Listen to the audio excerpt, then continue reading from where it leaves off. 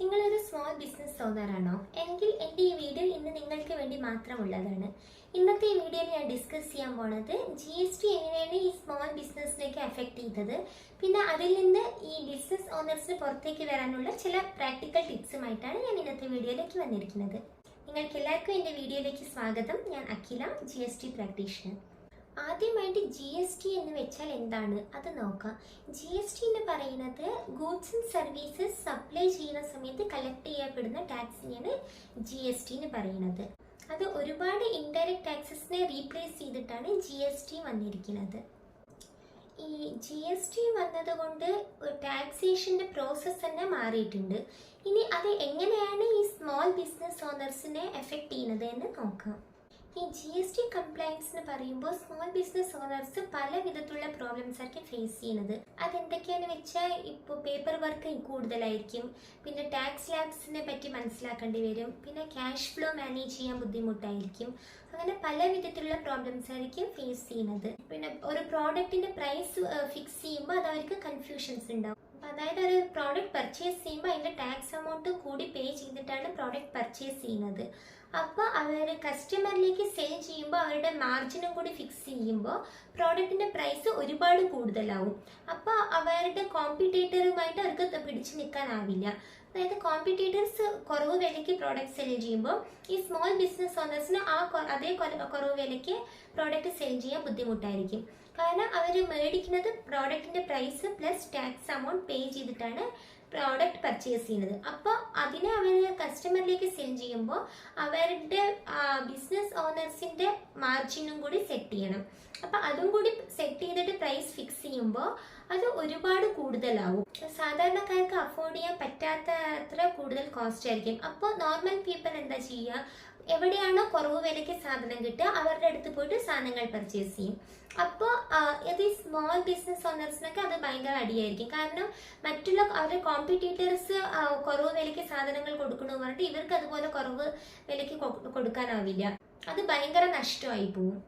അതൊക്കെയാണ് ഈ small business owners face ചെയ്യുന്ന മെയിൻ ചാലഞ്ചസ്. ഇതിനെ എങ്ങനെയൊക്കെ ഓവർകം ചെയ്യാനുള്ളതിനുള്ള പ്രാക്ടിക്കൽ ടിപ്പാണ് ഞാനിപ്പോൾ പറഞ്ഞു തരാൻ പോണത്. അതിൻ്റെ ടിപ്പ് നമ്പർ 1 എന്താണെന്ന് വെച്ചാൽ പ്രോപ്പറായിട്ട് റെക്കോർഡ് മെയിൻറ്റെയിൻ ചെയ്യാൻ. നിങ്ങളുടെ എല്ലാ ട്രാൻസാക്ഷനും പ്രോപ്പറായിട്ട് ഒരു റെക്കോർഡ് മെയിൻറ്റെയിൻ ചെയ്തുകൊണ്ട് പോകണം. അത് ചെറുതായാലും ശരി വലുതായാലും ശരി.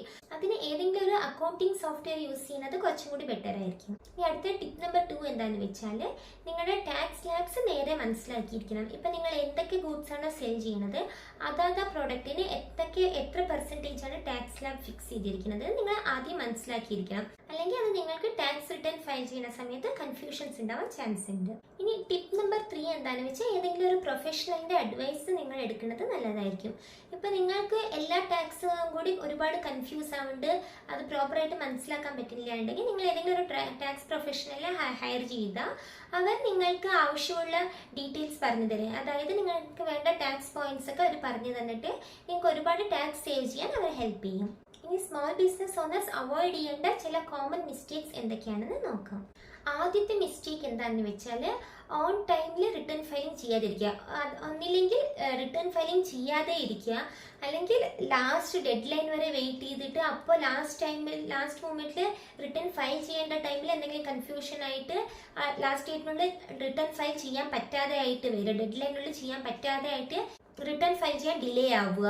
ഇങ്ങനെയൊക്കെയുള്ള ടൈമിൽ അത് പെനാൽറ്റീസ് വീഴും. നിങ്ങൾ എന്താണോ ടാക്സ് പേ ചെയ്യാനുള്ളത് അതിൻ്റെ മേലെ പെനാൽറ്റീസ് ലേറ്റ് ഫീസും വീഴും. അത് അവോയ്ഡ് ചെയ്യാൻ വേണ്ടിയിട്ട് GST റിട്ടേൺ ഫയൽ ചെയ്യേണ്ട പ്രോപ്പർ ടൈമിന് ഉള്ളിൽ തന്നെ നിങ്ങൾ റിട്ടേൺ ഫയൽ ചെയ്യാൻ അതിന് വേണ്ടി എന്തെങ്കിലും റിമൈൻഡർ സെറ്റ് ചെയ്യേ അങ്ങനെ എന്തെങ്കിലും ചെയ്തിട്ട് പ്രോപ്പറായിട്ട് റിട്ടേൺ ഫയലിങ്ങിനുള്ള ഡെഡ് ലൈനിന് മുമ്പ് തന്നെ എല്ലാ റിട്ടേണും ഫയൽ ചെയ്തിട്ട് വെക്കുക. പിന്നെ ഒരു മിസ്റ്റേക്ക് എന്താണെന്ന് വെച്ചാൽ ഇൻകറക്റ്റ് ഇൻവോയ്സ് പ്രിപ്പയർ ചെയ്യുന്നത് കറക്റ്റ് ആയിരിക്കില്ല. അതായത് GST നമ്പർ ആയിക്കോട്ടെ, ഇപ്പം നിങ്ങളുടെ GST നമ്പർ, പിന്നെ നിങ്ങളുടെ ബയ്യർ, ഇപ്പം B2B സെയിൽസ് ആണ് ചെയ്യുന്നതെങ്കിൽ നിങ്ങളുടെ പ്ലസ് നിങ്ങളുടെ ബയ്യറുടെ GSTIN പ്രോപ്പറായിട്ട് ഇൻവോയ്സ് ഉണ്ടാവണം. എത്ര പെർസെൻറ്റേജ് ആണ് ടാക്സ് ലെവി ചെയ്യുന്നത്, ടാക്സബിൾ അമൗണ്ട്, വാല്യൂ, പിന്നെ പ്രോപ്പർ പ്രോഡക്റ്റിന്റെ HSN കോഡ് അതെല്ലാം പ്രോപ്പറായിട്ട് ഇൻവോയ്സിൽ മെൻഷൻ ചെയ്തിരിക്കണം. ഇൻവോയ്സ് ഡ്രാഫ്റ്റ് ചെയ്യുമ്പോൾ അതിൽ മിസ്റ്റേക്ക് വരുത്തുന്നത്, അതാണ് രണ്ടാമത്തെ മിസ്റ്റേക്ക്. ഇതിൽ നിങ്ങൾ ഫേസ് ചെയ്യുന്ന പ്രോബ്ലംസ് അവോയ്ഡ് ചെയ്യാനും മിസ്റ്റേക്സ് ഒക്കെ അവോയ്ഡ് ചെയ്യാനും നിങ്ങൾ ഏതെങ്കിലും ഒരു ടാക്സ് പ്രൊഫഷണലിനെ കൺസൾട്ട് ചെയ്തിട്ട് പ്രൊസീഡ് ചെയ്യുന്നതായിരിക്കും നല്ലത്. പിന്നെ നിങ്ങൾക്ക് ഇനിയൊരു ഇതെന്താണെന്ന് വെച്ചാൽ ഇതിലൊരു GSTയിലൊരു അഡ്വാൻറ്റേജ് എന്താണെന്ന് വെച്ചാൽ ITC, അതായത് ഇൻപുട്ട് ടാക്സ് ക്രെഡിറ്റ്. അത് പല ബിസിനസ് ഓണേഴ്സിനും അറിയാത്ത കാര്യമാണ്. അതായത് ഈ ചെറിയ ചെറിയ സ്മോൾ ബിസിനസ് ഒക്കെ ചെയ്യുന്ന ആൾക്കാർക്ക് ITCനെ പറ്റി അത്ര അവെയർ ആയിരിക്കില്ല. അതുകൊണ്ട് കുറേ പേര് GST രജിസ്ട്രേഷൻ തന്നെ എടുക്കില്ല.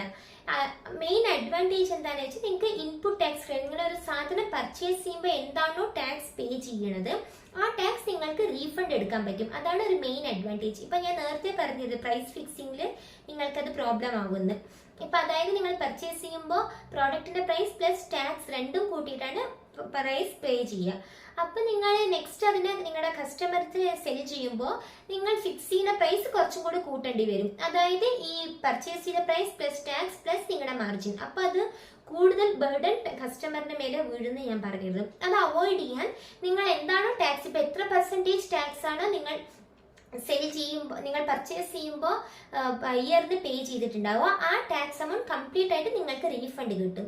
അപ്പം നിങ്ങൾ ഇനി നിങ്ങളുടെ കസ്റ്റമറിന് സെൽ ചെയ്യുമ്പോൾ ആ പ്രോഡക്റ്റിന്റെ പ്രൈസിന്റെ കൂടെ നിങ്ങളുടെ മാർജിൻ മാത്രം ആഡ് ചെയ്താൽ മതി, ടാക്സ് എമൗണ്ട് ആഡ് ചെയ്യേണ്ട. പ്ലസ് നിങ്ങൾ സെൽ ചെയ്യുമ്പോൾ നിങ്ങളുടെ ടാക്സ് എമൗണ്ട്, ആ പെർസെൻറ്റേജ് നിങ്ങളുടെ ടാക്സ് എന്താണോ നിങ്ങൾ ഫിക്സ് ചെയ്യണത് ആ ടാക്സ് എമൗണ്ടും നിങ്ങളുടെ പ്രോഡക്റ്റിന്റെ പ്രൈസും നിങ്ങളുടെ മാർജിനും മാത്രം സെറ്റ് ചെയ്താൽ മതി. നിങ്ങൾ പേ ചെയ്ത ടാക്സ് എമൗണ്ട് ഇതിൽ ആഡ് ചെയ്യേണ്ട ആവശ്യമില്ല. അപ്പോൾ അങ്ങനെയായിട്ട് നിങ്ങളുടെ കോമ്പറ്റീറ്ററിന്റെ ഒപ്പം തന്നെ നിങ്ങൾക്ക് പ്രൈസ് ഫിക്സ് ചെയ്യാനുള്ള ഒരു ഓപ്ഷൻ ഉണ്ടാവും. നിങ്ങൾ പേ ചെയ്ത ടാക്സ് എന്താണോ നിങ്ങൾ റീഫണ്ട് ക്ലെയിം ചെയ്തിട്ടുണ്ടാവുക ആ അമൗണ്ട് യൂസ് ചെയ്തിട്ട് നിങ്ങൾക്ക് നിങ്ങളുടെ ടാക്സ് പേ ചെയ്യാൻ അത് യൂസ് ചെയ്യുക. ആ അമൗണ്ട് യൂസ് ചെയ്തിട്ട് നിങ്ങൾ കസ്റ്റമറിന്റെ കയ്യിൽ കളക്ട് ചെയ്ത ടാക്സ് അമൗണ്ട് ഗവൺമെന്റിലേക്ക് പേ ചെയ്യുമ്പോൾ ഈ റീഫണ്ട് എന്നാണ് ക്ലെയിം ചെയ്തിട്ടുള്ളത് ആ അമൗണ്ട് യൂസ് ചെയ്തിട്ട് നിങ്ങളുടെ ടാക്സ് ലയബിലിറ്റി പേ ചെയ്യുക. ആ ITC അമൗണ്ട് നിങ്ങളുടെ ടാക്സ് ലയബിലിറ്റിനെ കാട്ടിലും കൂടുതലാണെങ്കിൽ നിങ്ങൾ കയ്യിലൊന്നും പേ ചെയ്യേണ്ട ആവശ്യം ഉണ്ടാവില്ല. ആ ടാക്സ് ലയബിലിറ്റി അവിടെ തന്നെ ബാലൻസ് ചെയ്യുക. എക്സ്ട്രാ അമൗണ്ട് നിങ്ങളുടെ GST പോർട്ടലിൽ തന്നെ അവൈലബിൾ ആയിരിക്കും,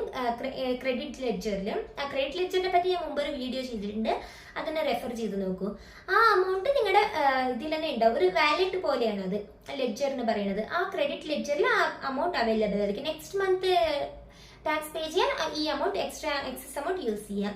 ആ ITCനെക്കാട്ടിലും കൂടുതൽ നിങ്ങളുടെ ടാക്സ് ലയബിലിറ്റി പോവുകയാണെങ്കിൽ മാത്രം നിങ്ങൾ കയ്യിൽ അമൗണ്ട് പേ ചെയ്യേണ്ട ആവശ്യമുള്ളൂ. അത് ഈ നിങ്ങളുടെ ലയബിലിറ്റി മൈനസ് ഈ ഇൻപുട്ട് ടാക്സ് ക്രെഡിറ്റ് നിങ്ങൾ എന്താണോ ക്ലെയിം ചെയ്തിരിക്കുന്നത് അത് രണ്ടും മൈനസ് ചെയ്തിട്ട് ബാക്കി എക്സ്ട്രാ അമൗണ്ട് എന്താണോ വരുന്നത് അത് മാത്രം നിങ്ങൾ കയ്യിൽ പേ ചെയ്യേണ്ട ആവശ്യമുള്ളൂ. ഈ വീഡിയോ നിങ്ങൾക്ക് ഇഷ്ടപ്പെട്ടെങ്കിൽ ദയവായി ലൈക്ക്, ഷെയർ ആൻഡ് സബ്സ്ക്രൈബ് ചെയ്യൂ. Thank you. Bye bye.